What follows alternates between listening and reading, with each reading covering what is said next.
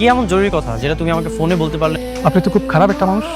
আজকে আপনার বন্ধুর সাথে ওই বস্তিতে না গেলে আমি বুঝতেই পারতাম না যে বৃষ্টি ম্যাডামকে ঠকিয়ে ওই বস্তির মেয়েকে বিয়ে করছে, তাই না? হ্যাঁ, সত্যি আমি দুইজনকে ঠকিয়েছি। কিন্তু কেন? আমাদের জীবনে মাঝে মাঝে কিছু কঠিন বাস্তবতার সম্মুখীন হতে হয়, ঠিক তখন কাছের মানুষের সাথে বেইমানি করা ছাড়া আর কোনো উপায় থাকে না। কি হয়েছিল স্যার, আমাকে কি বলা যায়? আমার সন্তানকে আমার আপন চাচা চাচি হত্যা করেছিল মেঘলাকে মেডিসিন খাইয়ে।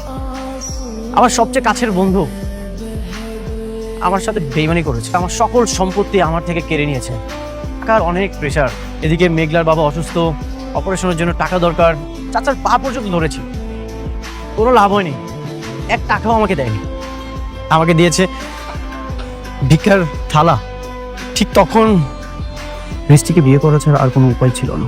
তুমি সত্যিই বলেছ, আমি মেঘলাকে ঠকিয়েছি।